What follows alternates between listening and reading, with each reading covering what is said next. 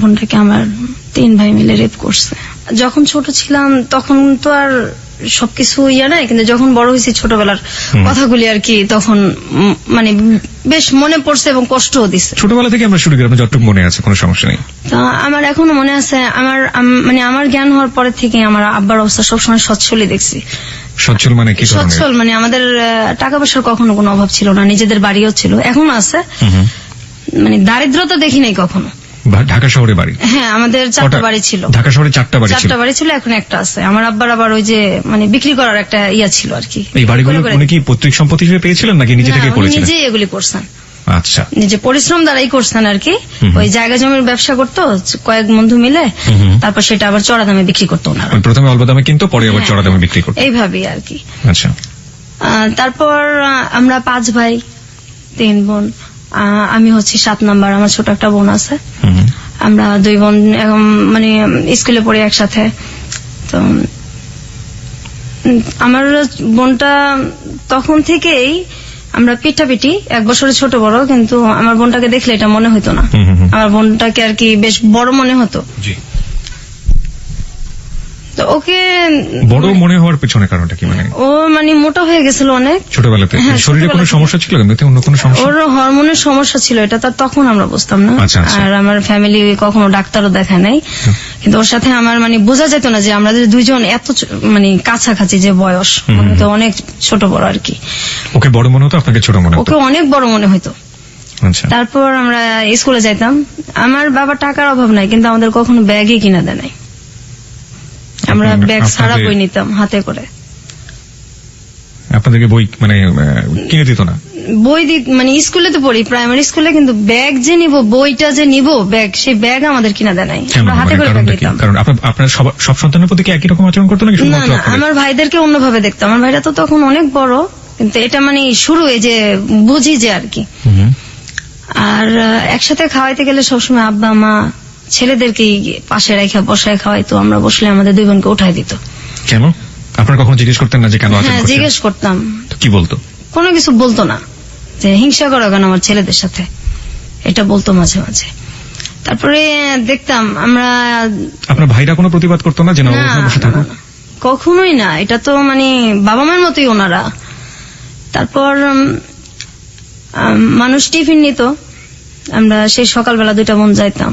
আমাদের আর্থিক অবস্থা ভালো হতো যে আমাদের টিফিন দেওয়া হতো না। আমার ছোট বোনটা ক্লাসরুমে কাঁদতো, আর স্কুলের মাঠে একটা আম গাছ ছিল, খিদে লাগতো খুব, তো আমি গিয়ে সেই মাঠের মধ্যে বসে বসে কাঁদতাম। সবাই খাইতেছে, আমরা 2 বোন খাইতে পারতেছি না, অথচ আমরা কখনো অভাব দেখি নাই। তো আপনারা কি কখনো প্রতিবাদ করতেন না? কারণ ওই সময়টা তো আসলে এতটা ইমোশনাল। আপনারা যখন বলছেন যে খুবই ছোটবেলায়, তো বাসায় এসে অনেক ঝগড়াঝাটি করতেন না যে কেন টিফিন দাও না বা কি অবস্থা? আমরা তো ভয় পেতাম, আমরা বলতে পারতাম না। ভয় পেতেন কেন? আমাদেরকে মারধর? ভয় পেতাম, হ্যাঁ, ছোটবেলা থেকে আমরা খুব টর্চারে বড় হয়েছি, তো তখন তো আমরা অনেক ছোট। আমার বোনটাকে যেখানে ভর্তি করার কথা আপনার 1-এ, কি তখন তো বেবি ছিল, প্রাইমারি স্কুল ছিল, সেখানে ওরে ভর্তি করা হয়েছে 2-তে, বড় দেখে, কিন্তু ও যে পারবে কিনা এটা কখনো দেখে নাই। ওকে ভর্তি করে দিল, বাস দিল, একদম ধাম করে ক্লাস দিল। তারপর আমরা একসাথে যাইতাম আসতাম। এই যে বৃষ্টি হইতো, তবু আমাদের কোনো ব্যাগ ছিল না, আমরা 2 বোন ফ্রকের নিচে করে বই আনতাম, আমাদের বই ভিজা যেত, আমরা সে বইটা গ্যাসের চুলায় বসে বসে 2 বোন শুকাইতাম। আমাদের ওই বই ছিল কি হইলো এটা দেখার মতো কেউ ছিল না। আমার বড় বোন ছিল, সেও কখনো আমাদের কেয়ার করে নাই। আর যদি গরিব মানুষদের সাথে খেলতাম, যারা আমাদের চাইতে একটু ছিল, তখনও মার খেতাম, অনেক মার খেতাম। আমাদের সবার সাথে। আপনাদের ভাইদের ক্ষেত্রেও কি একই রকম কিছু? হ্যাঁ, আমার ভাইরাই মারতো, আর ভাইদেরকে ওইভাবে দেখতো না। আপনার ভাইয়ের সাথে আপনার বয়সের ডিফারেন্সটা সেই সময় কতটুকু ছিল বা এখনো? আমার একটা ভাই আছে, সেটা হলো আমার বোধহয় 3 বছরের বড়, আর এরপর তো সবই বড়, অনেক বড়। কত বছরের ডিফারেন্স? যেমন আমি যদি মনে করেন আমি 1-এ পড়ি, তখন তারা 7-এ 6-এ পড়ে, এরকম। আচ্ছা, যাই আমরা আরো সামনের দিকে, গল্পের সামনের দিকে যাই। তো যখন এই মারধরগুলো করতো, আপনারা বাবা কিংবা মাকে নিশ্চয়ই বলতেন? ওনাদের সামনেই মারতো, সামনে তো একসাথেই তো সামনেই মারতো, কখনো কিছু বলতো না। মারার জন্য কোনো কারণ? না, এই যে খেলতেছি গরিবদের সাথে মারতেছে, বা এই সারাক্ষণ তো মানে এটা করো ওইটা করো, আমাদের 2 সেকেন্ডের জন্য দুইটা বোনরে আমাদের মানে বসতে দিত না। হুম। সারাক্ষণ এটা করো, আর সুযোগ পেলে আমার ঘাট টিপে দাও, পা টিপে দাও, হাত টিপে দাও, এগুলি চলতো। কি ভাই বলতো যে আমার ভাই ঘাট টিপে বলতো, দাও? হ্যাঁ। আচ্ছা, এটা কি স্পেসিফিকলি কোনো ভাই বলতো নাকি সবাই এরকম? বিশেষ করে ওই একজনই বলতো আর কি বেশি, তারপর সবাই ভাবেই ডাকতো আর কি। হুম। এটা একটা উসিলা ছিল, আর একজন সারাক্ষণই এটা করতো। তারপর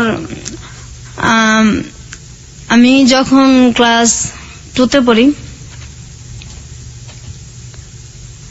আমি খেলতে যাইতাম, কিন্তু আমার বোনটা যাইতো না। ওর উপরটা যে তখন মানে কি গেছে, ও তো আমার চাইতে একটু ছোট। আমি 3-তে উঠছি, 2-তে না 3-তে উঠছি। তা আমার বোনটাকে আমি কখনো খেলতে নিতে পারতাম না। আমি কেন নিতে পারতেন না? আমি মানে ও যাইতো না, আর খুব কথা কম বলতো, অনেক কথা কম বলতো। এমনি চুপচাপ, কিন্তু হঠাৎ করে খুব চুপচাপ হয়ে গেছে। আমরা দুইটা বোন একসাথে শুই, একসাথে বড় হয়েছি আমরা, কিন্তু ওই সময়টা আমার মনে পড়ে এখনো যে ওরে আমি বাইরে হঠাৎ করে নিতে পারতাম না। আপনার ভাই বোনকে একই সাথে খেলাধুলা করেছেন কখনো? না না, আমি আর আমার এই ছোট বোনটা একসাথেই থাকতাম, একসাথেই খেলতাম। আমরা দুজন তো পিঠাপিঠি। তারপর আমি খেলতে যাইতাম, আমার বোনটা দূরে থেকে দেখতো, কিন্তু ও যাইতো না, ওরে আমি নিতে পারতাম না। জিজ্ঞাসা করলে কিছু বলতো না। পরে এক সময় আমি বুঝতে পারি আমার বোনটাকে আমার 3 ভাই মিলে রেপ করছে। ওকে, আপনি এটা বুঝলেন, আপনি মানে কখন কিভাবে আপনি এটা বুঝলেন, এবং কত বছর বয়স তখন আপনার? আমি তখন ক্লাস 3-তে পড়ি, 4-এ পড়ি। তখন তো কোনো মেয়ের একটা রেপ সম্পর্কে আইডিয়া থাকা উচিত না, বা জানেই না ব্যাপারটা। আপনি তো পরবর্তীতে বড় হয়ে এটা জিনিসটাকে হ্যাঁ, বড় মূল্যায়ন হয়ে তো করেছেন, জিনিসটা আমি জানতাম। কিন্তু আপনি তখন কি দেখলেন আসলে? আমার বোন চুপচাপ হয়ে গেছে, আর শুধু বলতো যে আমার ওই জায়গাটা ব্যথা করে। এটাও আমার শরীরের একটা, আচ্ছা ঠিক আছে, আমার এই জায়গাটা ব্যথা করে। তো আমি তো এই জিনিসটা বুঝতাম না, তো বড় হওয়ার পরে বুঝতে পারছি। তো আপনি তাকে জিজ্ঞেস করেছিলেন যে কে এই কাজটা করেছে? হ্যাঁ, ও এটা আমাকে বলছে। আপনি তখন কি করলেন এটা জানার পর? এটা জানার পর আমি আমার বড় বোনকে বলছি। বড় বোন কি বলল? বিশ্বাস করা নাই, কোনো পাত্তা দেয় নাই কেউ ফ্যামিলিতে। এবং পরবর্তীতে এগুলির শিকার আমিও হয়েছি। এইভাবে আমার বোনটা যখন ওর 10 বছর, এর মধ্যে ও বেশ কয়েকবার রেপের শিকার হয়েছে আমার ভাইদের। এটা ও কি করতো এই ধরনের ঘটনা ঘটার পরে? আপনি আপনার পরিবারকে বলেননি, আপনি বড় বোনকে বলার পরে আপনি আপনার বাবা মাকে বলেননি? তখন তো আমিও ছোট, জিনিসগুলো তো আমি বড় হওয়ার পরে মানে বেশি বুঝতে পারছি। আমিও তো তখন ছোট। একবার আমি মানে আমার বাবা মাকে বলছি জিনিসটা, আমি নিজেও বুঝি না, যতটুকু বুঝছি আর কি। তো বলছে, তোমাদের জন্য কি আমার ছেলে বের করে দেবো? আমার ছেলেদের সাথে হিংসা করে, এই জন্য এরকম কথা বলো, আজে বাজে কথা বানায় বলো। বিশ্বাস করতো না, আর কিন্তু তারা শুনতেই চেত না, আমাদেরকে তো পছন্দই করতো না। হয়তো কেন এমন করতে জানি না, আমার তো আপন বাবা মা, আর ভাই বোন তো সবাই আপন। ওই সময় আমাদের পাশে কেউই ছিল না। আমরা 2 বোন একসাথে বড় হয়েছি, অনেক কষ্ট করে বড় হয়েছি, পাশে কেউ ছিল না। তারপর আমার বোনটা এরকম হইতে হইতে কথা বন্ধ করে দিল আস্তে আস্তে।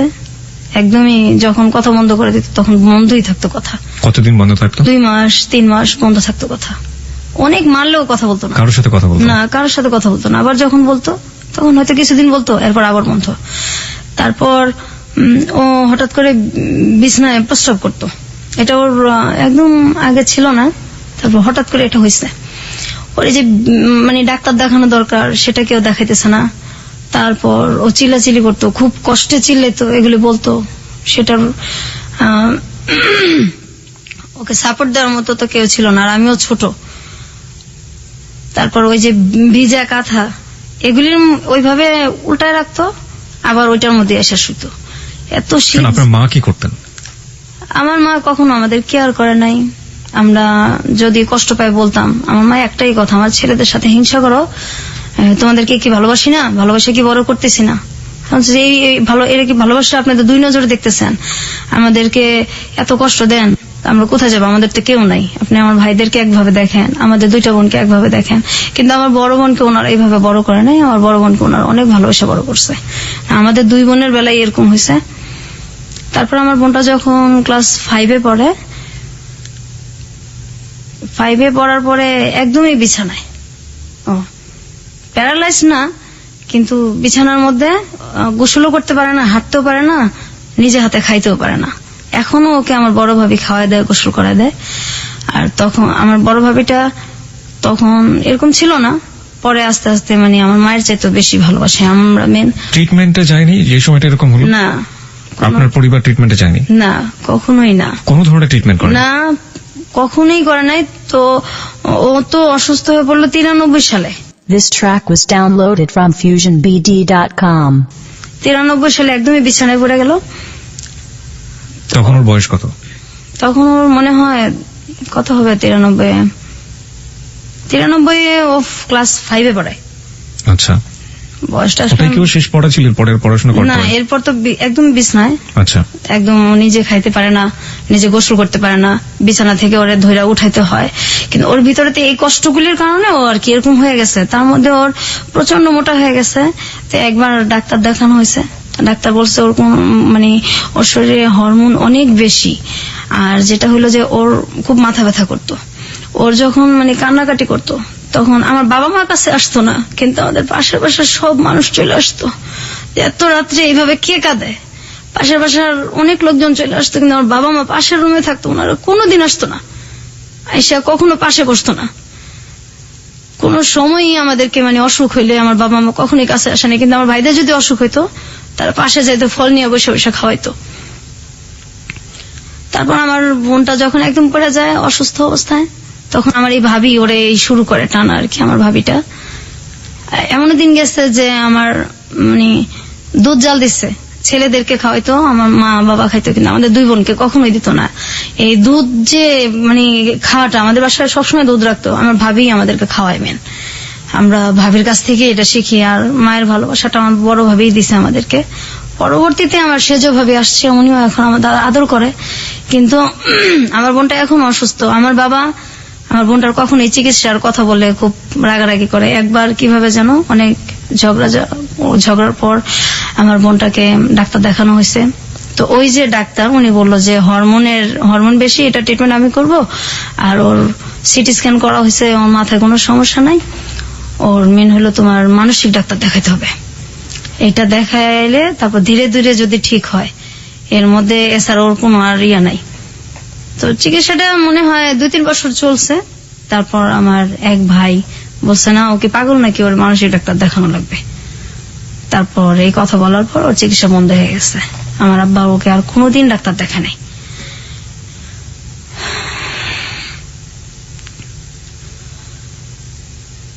তারপর ও এখনো যদি মাথা ব্যথা করে, এখনো কথা বলে না, 2 মাস 3 মাস কথা বন্ধই থাকে। ওর বয়স কত এখন? এখন ওর বয়স তো আমার 2 বছরের ছোট, ওর 28-27 এরকম চলে। ঈদ আসলে নতুন কাপড় ওরে দেওয়া যায় না, পড়ে না? না। ও কি করে? ও মানুষের সাথে কথা মানে মানুষকে দেখলে ও কি করে? খুব ভয় পায়। আত্মীয় স্বজন বাড়িতে আসলে ও বাথরুমে গিয়ে লুকায় থাকে, ঘন্টার পর ঘন্টা বের হয়। আপনি বলছিলেন যে আপনি ফার্স্ট টাইম জানলেন যখন আপনি ক্লাস 4 এ পড়েন, তখন সে তার ভাইদের দ্বারা রেপ। এবং এটা কি ওই একবারই ছিল নাকি পরবর্তীতে না, আরো হয়েছে? ওকে অনেকবারই করা হয়েছে রেপটা। আমরা এই গল্পে ফিরবো, তবে তার আগে একটা বিরতি আছে। বিরতির পর শ্রোতা যারা শুনছেন তাদের উদ্দেশ্যে আমরা বলতে চাই, আমরা ফিরে আসছি আজকের হ্যালো 8920 গল্পতে। এবং সবকিছু আসলে জীবনের গল্প, জীবনে সবকিছুই সম্ভব। এবং যা হয়েছে আজকে তা আসলে অসম্ভবের চেয়ে অসম্ভব। এই অসম্ভব গল্প আপনাকে শেষ পর্যন্ত আমরা বলতে চাই, এবং বলার পর এটা আসলে একটা মেসেজ। আমাদের পরিবারে নারীরা কিভাবে নির্যাতিত হন নিজের মানুষের দ্বারা, নিজের একেবারে রক্তের সম্পর্কের মানুষের দ্বারা, সেখানেও যে আসলে নারীরা অনেক সময় নিরাপদ না, সেটাই আমরা আজকের গল্পে তুলে ধরার চেষ্টা করছি। আমরা ফিরবো বিরতির পর, আশা করছি আমাদের সঙ্গেই থাকবেন। আরেকবার নাম্বারটি মনে করে দিতে চাই, 91156689115668। এটা হচ্ছে আমাদের নাম্বার। এখানে ফোন করতে পারেন আপনি। ফোন করার পর আপনি আপনার নাম এবং সেল নাম্বারটি বলবেন, তারপর আপনার যা বলার আছে আপনি বলবেন। এছাড়া ফেসবুকে আমাদের একটি পেজ রয়েছে, সেখানেও আপনি যোগ দিতে পারেন, আপনার অভিমত জানাতে পারেন। ফেসবুক পেজটি হচ্ছে facebook.com/hello8920। হ্যালো বানানে W নেই।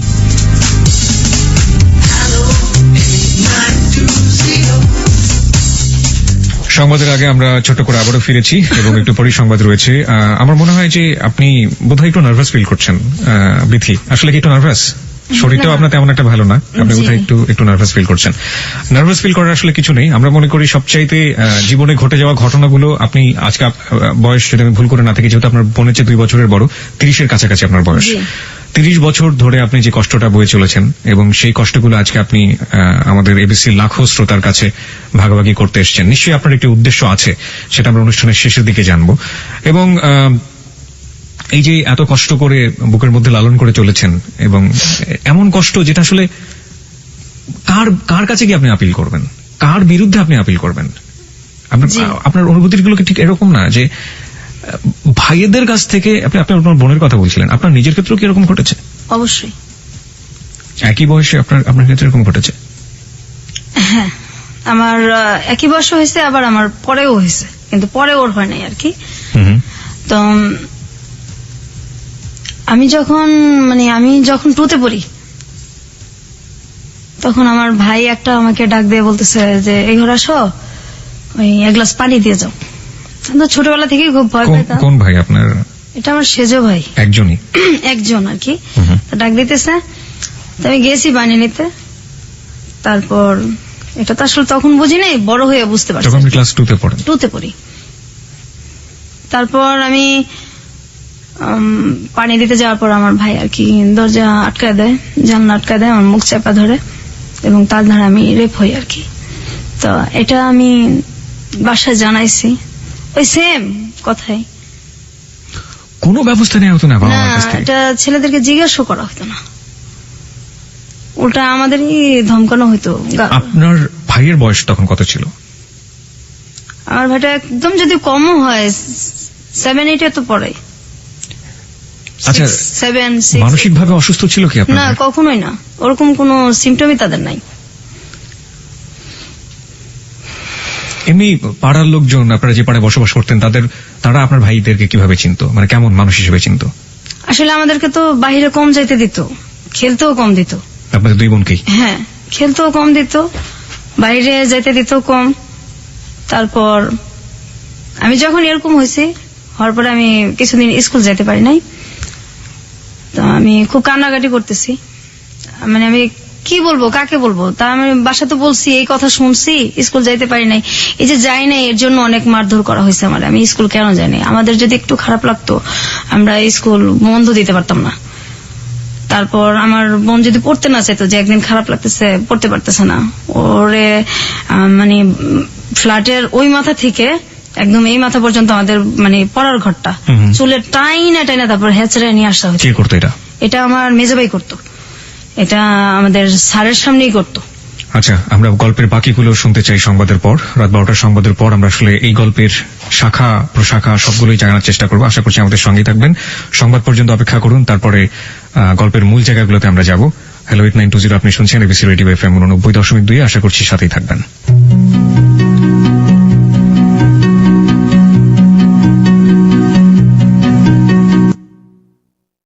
এই গানে বন্ধু শারমিনের সাথে লা ক্লাসিকে প্রতি সোমবার দুপুর 12টার খবরের পর শুধুই এবিসি রেডিওতে।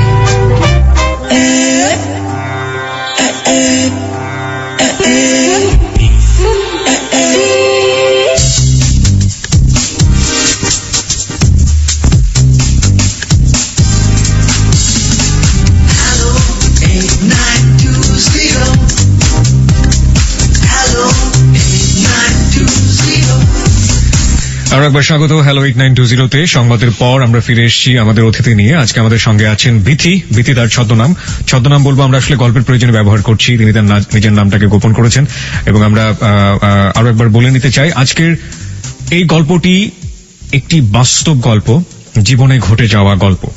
এবং আমরা মনে করি যে কোনো সমস্যাই সেটা সমস্যাই থেকে যায় যদি সেটা গোপন রাখা হয়। এবং আসলে আমি বিথিকে শেষের দিকে জানতে চাইবো যে আসলে 30 বছর ধরে যে দুঃখটা আপনি গোপন করে রেখেছেন, সেটা আপনি কেন আজকে আমাদের সাথে শেয়ার করতে আসলেন? এবং শেয়ার করলে যেটা সমাধান হয়ে যাবে ঠিক তা না, তারপরেও তিনি আমাদের কাছে এসেছেন, কারণ আমরা বিশ্বাস করি হ্যালো 8920 হচ্ছে মন খুলে কথা বলার প্ল্যাটফর্ম। জীবনের যে কোনো গল্প সেখানে বলা যেতে পারে। বিথি, আমরা সংবাদের বিরতিতে যাওয়ার আগে আপনার কাছ থেকে জানছিলাম যে কিভাবে আপনারা ফ্যামিলিতে অ্যাবিউজ হয়েছেন এবং আপনার ভাইরা যেটা করেছে এবং আপনার বাবা মা সেখানে কোনো ধরনের কোনো ভূমিকাই নেয়নি। আপনি আপনার বোনের কথা বলছিলেন, আপনার বোন। তা আমার বোন তো এই যে এরকম হলো, তারপর আমার বাবা মা তো কোনো কেয়ারই নাই, অসুস্থ হয়ে পড়লো। কিছুদিন ওর চিকিৎসা চলার পর আমার ভাইটা যখন বললো, তখন তো চিকিৎসা বন্ধ হয়ে গেছে। বন্ধ হয়ে যাওয়ার পরে তো মানে আমিও এটা নিয়ে অনেক ঝগড়া করছি, আমার ভাবিরা করছে, এবং আমার যে বড় ভাইটার পরে যে মানে আমার যে সেজো ভাইটা, ওই ভাবিটার দেশের বাড়ি হচ্ছে চাঁদপুর। জি। ওনার 2টা বাচ্চা আছে। ওনার হাজবেন্ড আমাদের সাথে সেম কাজটাই করছে। আমার ওই ভাইটা তখন 9-এ পড়ে, ও তখন বড়। আর হাজবেন্ড মানে হচ্ছে আপনার ভাইয়ের বাইরেও? না না, আমার মানে বড় ভাইয়ের পরে যে ভাইটা বিয়ে করছে আর কি, একটা গ্যাপ মাঝখানে ভাই, তারপরে যে ভাইটা বিয়ে করছে ওই ভাবিটা ভালো। ওই ভাবিটার হাজবেন্ড যেরকম করছে সেই ভাবিটাও জানে। আচ্ছা আচ্ছা। উনি আমাদেরকে বেশ সাপোর্টও দিছে। উনি ওনার হাজবেন্ডকে কখনো জিজ্ঞেস করেছেন আপনার জানা মতে যে তুমি এই ধরনের কাজ কেন করেছো? না, এটা বলতে সাহস পায় না, খুব ভয় পায় ভাবি। ওনারা কি মারধর করেন বউদেরকে? না, ওরকম তো কখনো দেখি নাই। আর এমনি খুব ভালোবাসে, ভাবির সাথে কখনো খুব একটা লাগালাগি হয় না, বাচ্চাদের নিয়েই হয় আর কি। আচ্ছা। মাঝে মাঝে ওর নিজের বাচ্চার সাথে 2টা ছেলে যে আছে, ওই আমাদের সাথে যেরকম মানে টর্চারটা করতো, হাসি খুশি থাকাটা বোধহয় দেখতেই পারে না। কি ধরনের টর্চার করতো? গায়ে হাত তো তুলতো, এছাড়া কি ধরনের টর্চার করতো? তো আমার ধরেন আমি ওই যে স্কুলে যাব ছোটবেলা, আমি আমার বোনের ইয়েটা আগে শেষ করি। জি। আমার বোনটা তো অসুস্থ হয়ে গেল, তারপর চিকিৎসা বন্ধ, ওর মাথা ব্যথার জন্য আশেপাশের মানুষ চলে আসতো, বাবা মা তো কখনোই আসতোই না। আর আমার ভাইরা ওর চিকিৎসা বন্ধ, যে ও কি পাগল নাকি, ওর তুমি মানসিক ডাক্তার দেখাবা। আর মোটা হয়ে গেছে, ডাক্তার বলছে হরমোনের ট্রিটমেন্ট করলে এটা ঠিক হয়ে যাবে, না হয় এটা ওর অনেক সমস্যা হবে। আমার বাবা বলছে এগুলি কোনো কিছু নাই, মোটার জন্যই সমস্যা সব। এবং আমার ভাইরাও এটাই কথা। আর আমাদের সংসারটা তাই হয় যা আমার ভাইরা বলে আর কি। আমাদের কোনো ভ্যালু নাই, আমরা 2 বোন কোনো ব্যাপারে কোনো মন্তব্য দিতে পারি না। আর আমাদের যেভাবে চালাবে ওইভাবেই। আমার বাবা টাকা নাই, কিন্তু আমার 2 বোনের যে কাপড় চোপড় গায়ের এটা কখনো মানে দিত না, কাপড়েও আমাদের খুব কষ্ট দিত। আর আমাদের কোথাও যে চিড়াখানা বা বাচ্চাদের যে ঘোরার যে জায়গাগুলি, ঈদ আসতো বা এমনিতে আমাদের কোথাও কেউ নিয়ে যায় নাই কোনোদিন, আমার আব্বাও না।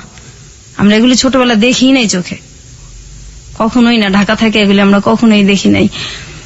তারপর কাপড় চোপড় যদি কোথাও যাইতে হতো, আমার এখনো মনে আছে, আমরা একটা জায়গায় যাব, তো আমাদের কোনো কাপড় নেই, আমাদের পাশের বাসার একটা মেয়ের কাছে গিয়ে আমার জামা চায় নিয়ে আসতে হয়েছে। অথচ আমার আব্বার কিন্তু টাকা আছে, কিন্তু কাপড় চোপড় এত কষ্ট দিত যে মানুষের কাছে গিয়ে আমাদের টাকা চায়, কাপড় চায় নিয়ে আসতে হইতো। অসুখ হলে ডাক্তারও দেখাইতো না। আমাদের ছোটবেলাও টাইফয়েড হয়েছে, পরে ডেঙ্গু জ্বরও হয়েছে। আমার ডাক্তার আমার আব্বা দেখেন, আমার গলার চেন বিক্রি করে আমার চিকিৎসা করা লাগছে। আমার ছোট বোনেরও সেম অবস্থায়, ওর মাঝে মাঝে পা ফুলে যায়, একদম পা ফুলে গাল টাল ফুলে যায়, খুব কান্নাকাটি করে। আমার আব্বার কোনো খারাপই লাগে না।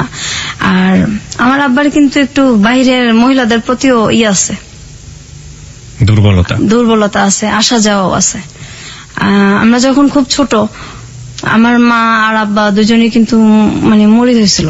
আমাদের বাসায় গান হইতো, পীরের মুরিদ গান বাজনা হইতো, আমরা এটা পছন্দ করতাম না। তখন খুব আমার মা মানে কোনো কিছু নিয়ে যদি রিয়াক্ট করতাম খুব গালাগালি করতো, আব্বাও সেম, আর ভাইরা তো আছেই। আমাদের বাসায় অনেক লোকজন আসা যাওয়া করতো, এটা আমরা কখনোই পছন্দ করতাম না।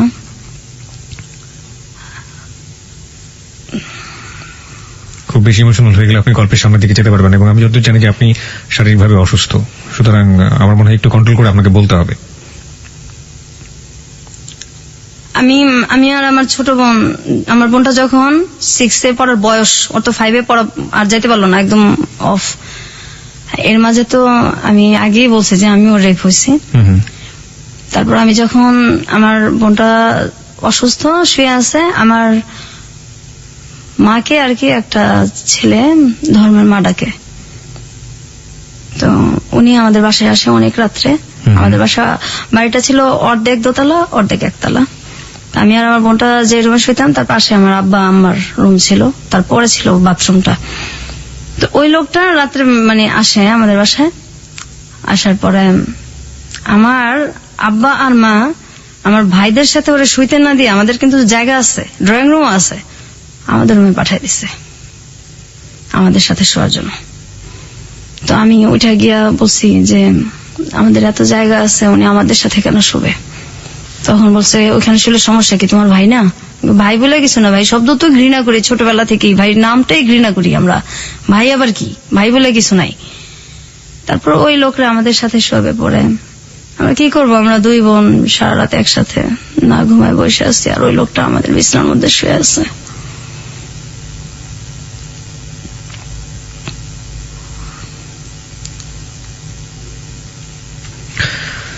ওকে, আমরা আর একটু সামনের দিকে যাই। তারপর আমি কিবরিয়া ভাই যখন মানে ঘুমায় থাকতাম, আমরা দুই বোন মানে এখনো দিনের বেলা ঘুমাই না, কখনো দিনে ঘুমাই না। ওই পায়ের শব্দ মনে হয় যে এখনো কানে বাজে।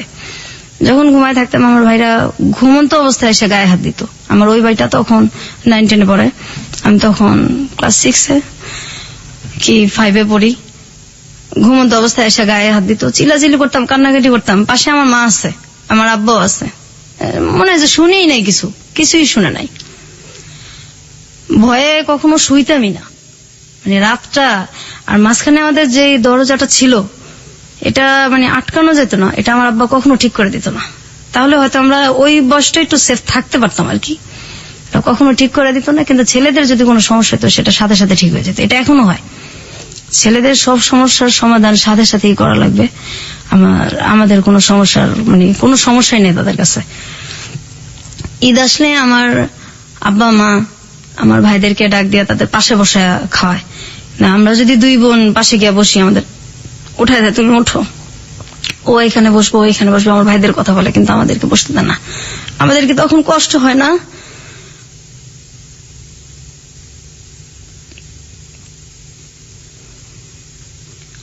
আমি সবসময় বলতাম যে আমরা কি মানে আপনাদের সন্তান না?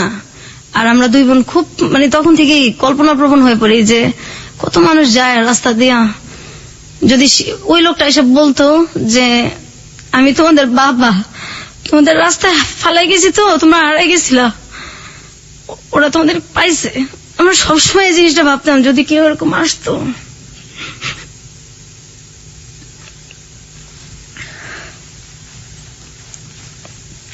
আমি যখন ক্লাস 5 পড়ি, আমি স্কুল থেকে আসলাম, আমার তখন রেজাল্ট বের হয়েছে। আমি বাসায় এসে দেখি আমার যে বড় ভাইটা, আমার বড় ভাইটার বয়স তখন সম্ভবত 30-35 কাছাকাছি। আমি তখন ক্লাস 5 পরীক্ষা দিয়ে আসলাম, ফাইনাল রেজাল্ট নিয়ে আসছি বাসায়। আমি এসে দেখি একটা আমার বড় ভাইয়ের মতো কি তার সাথে একটু বড় এরকম একটা লোকের সঙ্গে আমার বিয়ে ঠিকঠাক আমার বিয়ে দিয়ে দিবে।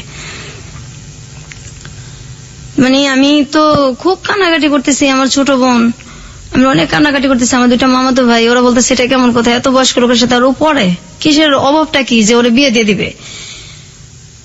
আমি আমার বাবার পায়ে ধরে কান্নাকাটি করছি, আমার বিয়ে দেন না, আমার পড়ান, আমি যখন বড় হব আমি আমার পড়ার খরচগুলি আপনার আমি দিয়ে দিব, তো আমার বিয়ে দেন, আমি পড়তে চাই।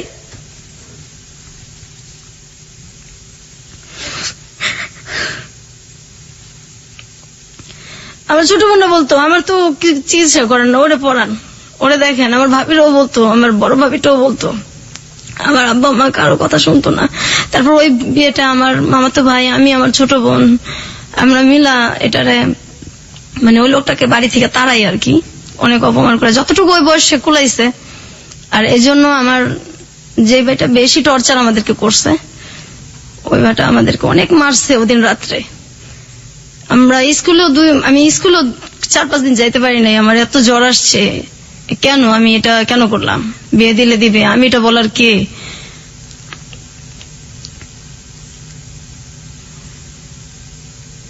তারপর আমার ছোট বোনটার জন্য খুব খারাপ লাগতো, ওর কাপড় চোপড় তো কখনো পড়তে চেত না, আর তখন থেকে আত্মহত্যার খুব চেষ্টা করতো। আমি গাছ লাগানোর খুব শখ ছিল আমার, ওই এন্ডিল গ্রাম থেকে নিয়ে আসছি, ধান খেতে দেয়, সেটাও মুখে নিছি যে মরে যাবো। এই আপনার বোন আত্মহত্যার চেষ্টা করেছে, এটা আপনি কিভাবে জানলেন? হ্যাঁ, একদিন ওই ইঁদুরের বিষ আনা হয়েছে আমাদের বাসায়, তো সেটা পাওয়া যাইতেছে না। তারপর ওর ড্রয়ারে গিয়ে আমরা ওইটা দেখছি, আর পরে দেখছি যে ও বিছনার মধ্যে একদম কেমন করতেছে, মানে খাওয়ারও বেশ একটা চেষ্টাই করছে, খাইতে পারে না, ওইটা আমরা ফালাই দিছি। আরেকদিন ফ্যানের সাথে চেষ্টা করতেছে, দরজা আটকায় ওনা টোনা বাইন্ধে ফেলছে। তারপর দরজা জোরে আমার বড় ভাবি, ভাস্তি সবাই মিলে আর কি ভাঙ্গা হয়েছে। তারপর আত্মহত্যা করতে পারে না সেদিন, এখন ওই চেষ্টাটার মধ্যে আছে। ও কি এখন পুরোপুরি মানসিক রোগী? একদম মানসিক রোগী। ও মানুষ দেখলে ভয় পায়। কি করে ও মানুষ দেখলে? এই যে বাথরুমে ঢুকে যায়, তারপর এত গরম, এই গরমের মধ্যে কাঁথা মোড়া দিয়ে শুয়ে থাকে, এখনো গরমের মধ্যে কাঁথা মোড়া দিয়ে শুয়ে থাকবে, কার সাথে কথা বলবে না। ঈদ আসলে তো জামা সে পরবেই না, নতুন কাপড় সে পরবে না। তারপর ঘরের যে একটা আসবাবপত্র চেঞ্জ, এটা সে সহ্য করতে পারে না। আর ভাইদের সামনে যায় কখনো? কিসের? আপনার ভাইদের সামনে কখনো যায় বা ভাইরাও সে এক বাড়িতেই তো, সামনে পরেই আর কি। কোনো মানে উদ্ভট আচরণ করে? কথা হয় না, খুব একটা কথা হয় না, আর তো সহ্য করতে পারে না। আর মানে রিয়েক্ট তো এখন আর হয় না, করে কি করবে, কোথায় যাবে? আমি জোরে নিয়ে আসবো। আমার যে ছেলেটার সাথে এখন বিয়ে হয়েছে, ওটা তো আমি, আমার বোনকে তো আমি একসময় আনতেই পারবো, কিন্তু চিকিৎসা যে আমি করবো সেই অ্যাবিলিটিটা আমার এখন নাই। আপনার বাবার তো অনেক টাকা আছে, তারা সে এখন পর্যন্ত চেষ্টা করছেন না, তারা করবেও না। আমার আব্বা বলছে আমি যে কদিন বাচ্চা আছি এভাবেই চলুক, আমার চিকিৎসা আমি করতে পারবো না। আমার একটা ভাই আছে, হয়তো সে মাস্তানি টাস্তানি একসময় করছে। আমরা ছোটবেলায় দেখছি, আমি যখন 6-এ পড়ি, 6-7-এ পড়ি, সে রাত বিরাত বাসায় আসতো 3টা 2:30টা। আমার আব্বা কোনোদিনও কিছু বলতো না। তো ওই দরজাটা গেটটা আমার খুলতে হইতো বেশিরভাগই। বাসায় যদি পুলিশও আসতো আমারই খোলা লাগতো, না খুললেও সমস্যা আছে, না খুললেও থাপড়াইতো দুইটা। তো ওরে এই যে জেলখানায় যাইতো বা থানায় যাইতো, এক রাতে আমার ছেলেটা মারবো, ব্যথা পাইবো, 40,000 টাকা দিত রাত্রে, 50,000 টাকা দিতে এক রাতের জন্য থানায়, আমার ছেলেটারে যাতে না মারে। তো ছেলের জন্য এত কষ্ট লাগতেছে, একদিন থানায় থাকবে, মেয়েদের জন্য কষ্ট লাগে না। তারপর আবার ছোট নিয়ে আসতো লাখ লাখ টাকা দিয়া, অথচ আমার বোনটার চিকিৎসা হয়ে যায় এই টাকা দিয়া। করবে না? কষ্ট লাগে না, মায়া লাগে না? কি করবে?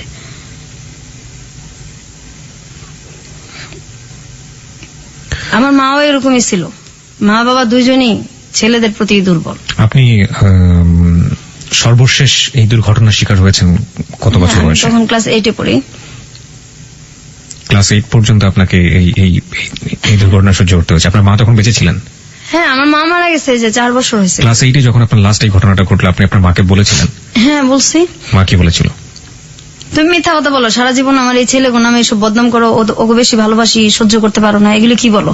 তারপর আমার আব্বার ওইখানে গেছে, আমি তো কাঁদতেছি। তারপর গেছে, যাওয়ার পরে একটু পরে দেখি আমার আব্বাও খুব চিল্লাচিল্লি করতেছে।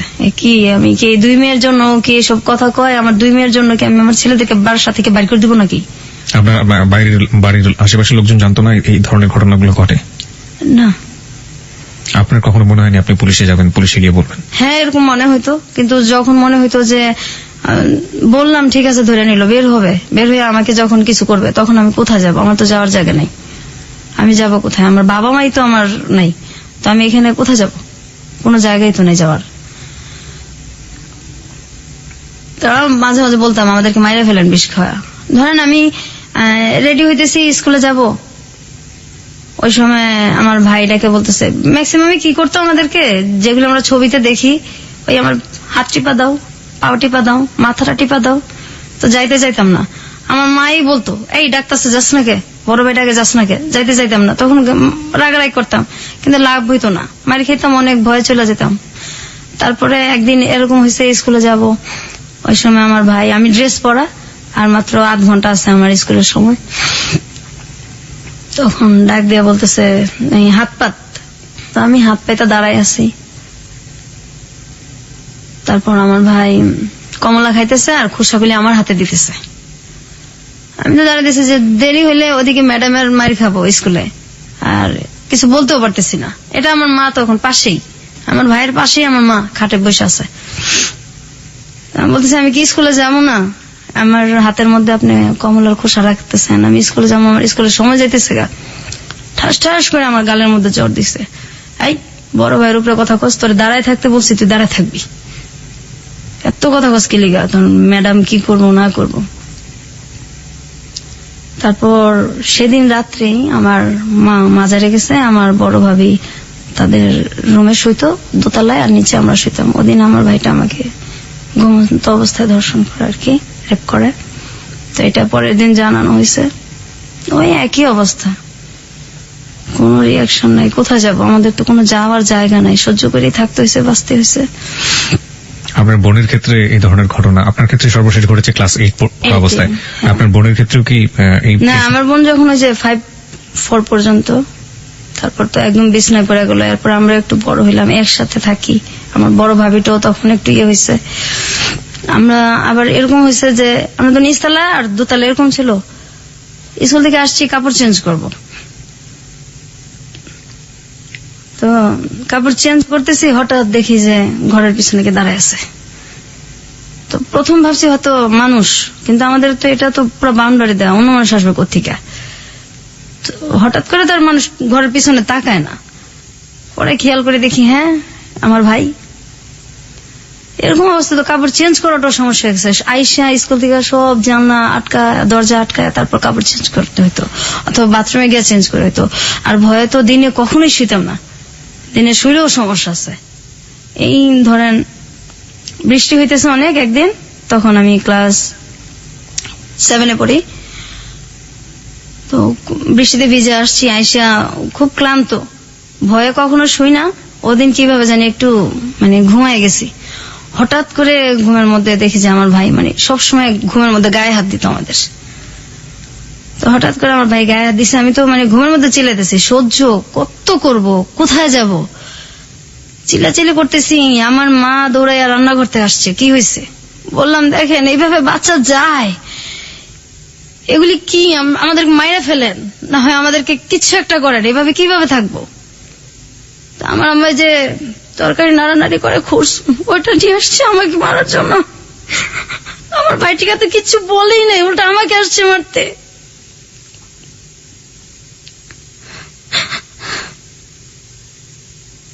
This track was downloaded from FusionBD.com.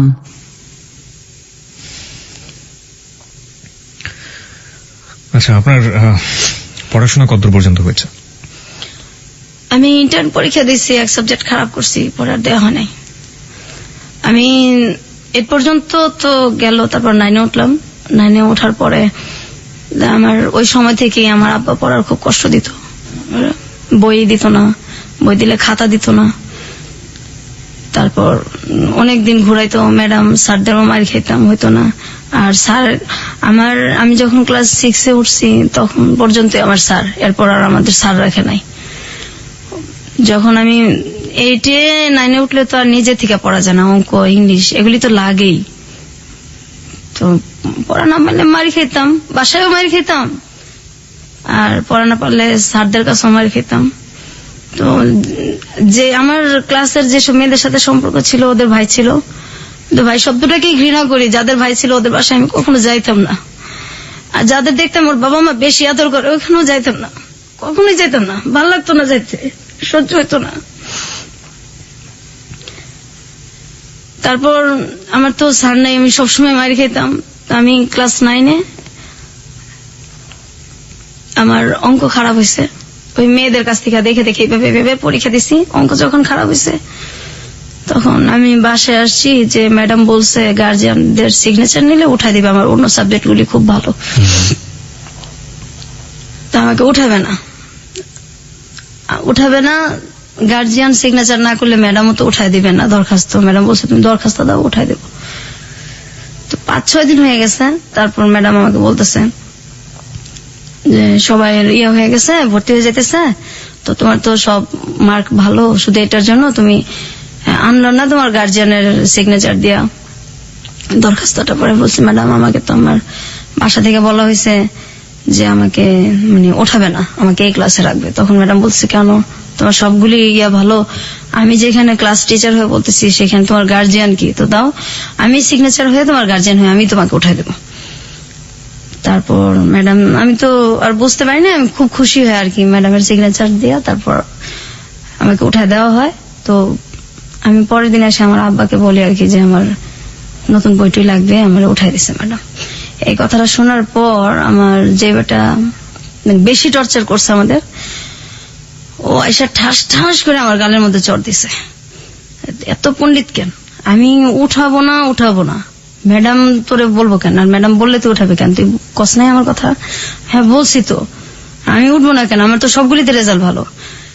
আমাকে কিবরিয়া ভাই এত মারছে, আমি মনে 10-12 দিন আমার জ্বর ছিল। আমার আব্বা কিচ্ছু বলে নাই, মাও কিচ্ছু বলে নাই, আর বলার তার কেউ নাই। তারপর তো স্কুলে গেছি আসছি, তো ওই এক সাবজেক্ট আমার সবসময় খারাপ হতো। আমি যখন পরীক্ষা দিব তখন 99 সাল, আমার সাথে সবাই পরীক্ষা দিতেছে, আমাকে দেওয়া হবে না পরীক্ষা, যে এটারে পরীক্ষা দেওয়া না, এটা 1 বছর ঠিকই রাখবো, এটা পরীক্ষা দেওয়া না। আমি অনেক কান্নাকাটি করছি, পরীক্ষা দেওয়া না। তখন 2000 সালে আমার যেটা বড়, ও বলতেছে না পরীক্ষা না দেওয়ালে কিভাবে হইব, সবাই দিতেছে। ও বলতেছে যে এখন তো সময় নাই, ওটা মানে রেজিস্ট্রেশন হয়ে গেছে। তো ও আমার দেখেন যেভাবেই হোক আমি পরীক্ষা দেব, আমি পড়বো। তারপর আমার তো ম্যাট্রিকের সব বই আছে, আমি পড়তেছি। হঠাৎ করে যখন ওই রেজিস্ট্রেশন মানে আমার করতে হবে, তখন আমি গেছি। যাওয়ার পর আমি গিয়া দেখি যে এটা একটা মাদ্রাসা। কারণ আমি তো আরবি কিছু পারি না। তা আমি বলছি আপনি ঠিক করলেন এসএসসি, আর এখানে তো দেখি আমি মাদ্রাসা, এখন আমি কিভাবে পরীক্ষা দিব? না এইভাবেই দিতে হবে। আমি এইভাবে কিভাবে দিব? আমি তো ফেলই করব, আমি এগুলি কিছুই পারি না, আমি কিভাবে দিব? তারপরেও আমি যে যদি না দেই আমাকে তার দেওয়া হবে না, আমি সাহস করে আমি পরীক্ষা দিছি। তো কিভাবে দিছি? আমি যেখান থেকে পরীক্ষা দিছি মুন্সিগঞ্জ থেকে, ওইখানে আমি আর্থিক অবস্থা দেখছি যে সবকিছু যারা আসছে এদের মধ্যে আমার মানে মোটামুটি আমি সচ্ছল আর কি সবচেয়ে। তো সবার এরকম অবস্থা ছিল যে আমি সবচেয়ে গরিব, কারণ আমার আব্বা তো কাপড় চোপড় দিত না আমাদের। তা আমার 2-3টা জামা নিয়ে গেছিলাম, আর 1 জোড়া শুধু জুতা নিয়ে গেছিলাম। তো সেই জুতাটা ছিঁড়া যায়, আর এটা আমি ঠিক করতে পারি না। তা আমার একটা ভাই একদিন যেটা আমাকে পরীক্ষাটা দেওয়াইলো, ওরা আমি বলছি আপনার কাছে টাকা আছে, আমার একজন স্যান্ডেল কিনে দেন, তুমি পরীক্ষা দেওয়ার সমস্যা হবে। তখন আমার 3টা পরীক্ষা হয়েছে। আচ্ছা না এইভাবেই দিতে হইব, এই সিরাটা পরে পরে ল্যাংড়া ল্যাংড়া যাবি পরীক্ষা দিতে, টাকা দিতে পারবো না। বা আমার কাছে টাকা দিছে, এগুলি তোর স্যান্ডেল কিনা দেওয়ার জন্য দেয় নাই। এখন কি করবো, আমার তো স্যান্ডেল নাই। আমি স্যান্ডেল রাইখা আমি খালি পেয়ে গেছি পরীক্ষা দিতে। ম্যাজিস্ট্রেট আমাকে বলতেছে যে তুমি খালি পেয়ে আসছো কেন? যে ফকির সেও তো স্যান্ডেল পরে আসে, পরীক্ষা দিতে আসছো, ভদ্রতা জানো না? পরে বলছি স্যার আমি তো মানে আমার স্যান্ডেল তো ছিঁড়ে গেছে, এর জন্য তো আমি স্যান্ডেল পরে আসতে পারিনি। ওই পরীক্ষাটা আমি দিছি। পরের দিনও আমি সেম ভাবেই গেছি। তখন ম্যাজিস্ট্রেট আমার সাথে খুব খারাপ ব্যবহার করছে, যে এটা কি তুমি স্যান্ডেল পরে আসবা না, পরীক্ষা দিতে আসছো, এটা কোনো কথা হইলো? আমি খুব কান্নাকাটি করছি। তারপর আমি অন্য মানুষের কাছে চাইয়া, তারপর মানুষের কাছ থেকে স্যান্ডেল চাইয়া নিয়ে আমি পরীক্ষা দিছি। আমার ওইখানে জামার অনেক কষ্ট করছি আমি। আমার বাসা থেকে কেউ যায় নাই, আর আমি একা অজানা একটা গ্রামে, আমি একদম একা, কাউরে আমি চিনি না। শুধু পরীক্ষা দিয়ে যে বাসাটা থাকা, এদের সাথে পরিচয় যে হয়েছে, আর কাউরে চিনি না, কিছু চিনি না আমি। তো আমার বাসা থেকে কেউ যায় না বিধায় গার্জিয়ান না গেলে তো কোথাও কারো ভ্যালুই থাকে না। 7 দিন একাধারে শুধু ডাল দিয়ে ভাত খাওয়াইছে। আমার অনেক কষ্ট হয়েছে। আমার গার্জিয়ান নাই দেখে ওরা যেখানে জুতা রাখতো তার পাশে আমার শুইতে দিয়েছে, আমি সেইখানে শুয়েছি, তবু আমি পরীক্ষা দিব। ওদের জুতার সাইডে আমি শুয়েছি, আর ওরা সবাই ঘাটে শুয়েছে। অন্য যেসব মেয়েদের গার্জিয়ান যেত ওদেরকে ভালো জায়গায় থাকতে দিচ্ছে, শুইতে দিচ্ছে। আমার গার্জিয়ান জানে আমার ভ্যালু নাই, আমার ওইখানে কেউ আমার দেখতে যায় নাই, কখনোই যায় নাই। ওদের স্যান্ডেলের জায়গায় আমি শুয়ে শুয়ে পরীক্ষা দিছি আর কাঁদছি। তারপর আমি পাশ করছি। আমি বলছি আব্বা আমি কিন্তু পড়বো, আমার আপনি কষ্ট করে পড়াবেন, আমি পড়বো। বলছে ঠিক আছে পড়ো। আমি খুব খুশি, কিন্তু আমার কলেজে ভর্তি করে না, কলেজে ভর্তি হওয়ার টাকাও দেয় না। আমি অনেক কষ্ট করে সব জায়গায় ভর্তির ডেট শেষ, অনেক কান্নাকাটি করে আমার আব্বুর কাছে, অনেক পায়ে ধইরা তারপর আমি ভর্তি হয়েছি। ভর্তি হওয়ার পর এখন আমার বই কিনা দেয় না, বই ছাড়া কিভাবে পড়বো? তারপরে অনেক কষ্ট করে পড়তেছি। যখন সবাই চলে যেত, ছুটি হয়ে যেত, ক্লাস যার যার এক এক সময় এক একজনের ক্লাস শেষ, যখন পুরা কলেজটা ফাঁকা হয়ে যেত, তখন আমি লাইব্রেরিতে যাইতাম। লাইব্রেরি স্যারের হাত ধরে কাঁদতাম যে স্যার আমি খুব গরিব মানুষ, সব শেষ হয়ে গেলে আমার আপনি একটু নোট করতে দিবেন, আমার তো বই নেই। আমার তখন মাত্র 6টা বই ছিল। স্যার বাকি বইগুলো আমি প্রত্যেকদিন এসে নোট করে করে নিয়ে যাব, আমার আপনি একটু সময় দেবেন। স্যার বলছে ঠিক আছে তুমি নোট করে নিয়ে যাও।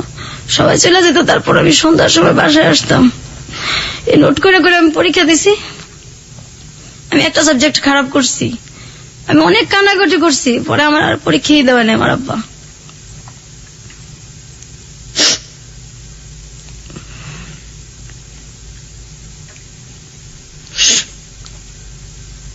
পৃথিবীতে সবচেয়ে মধুর সম্পর্কগুলো হচ্ছে প্রথমত রক্তের সম্পর্ক, কারণ বাবা, ভাই, মা, এই সম্পর্কগুলো আসলে এই সম্পর্কই, এই সম্পর্কের ক্ষেত্রে কোনো কিছু চিন্তা করে যায় না। কিন্তু আজকে যে ঘটনাটা আমরা শুনছি, জীবন আসলে কখনো কখনো বোধহয় কোনো কোনো জায়গায় কোনো কিছুই, কোনো নিয়মকেই ক্ষমা করে না। আসলে এই ঘটনাটা আসলে সেরকমই একটা ঘটনা। আমরা কি আরো একটু সামনের দিকে যেতে চাই? আপনি যদি একটু নিজেকে সামনে রাখেন প্লিজ। প্রত্যেকটা মানুষের জীবনেই প্রেম ভালোবাসা আসে, আপনার জীবনেও কি এরকম কখনো এসেছিল? হ্যাঁ, আসছে।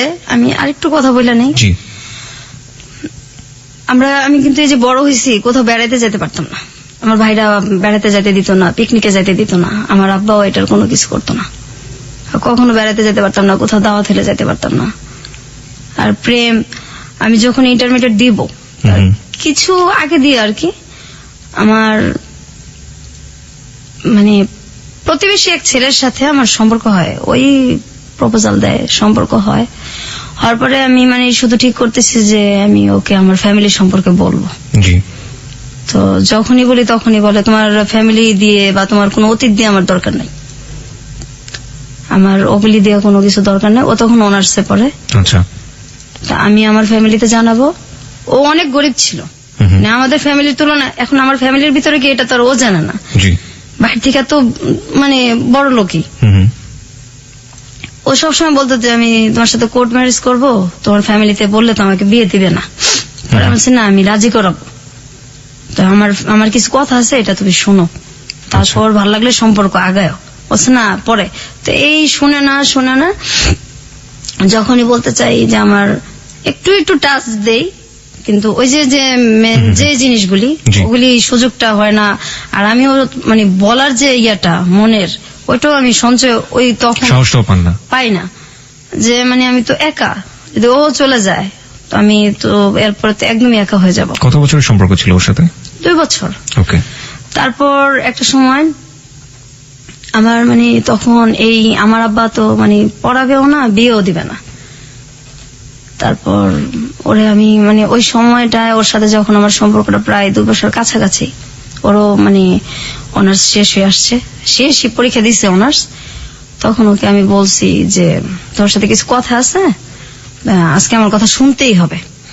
তা বলছে ঠিক আছে শুনবো।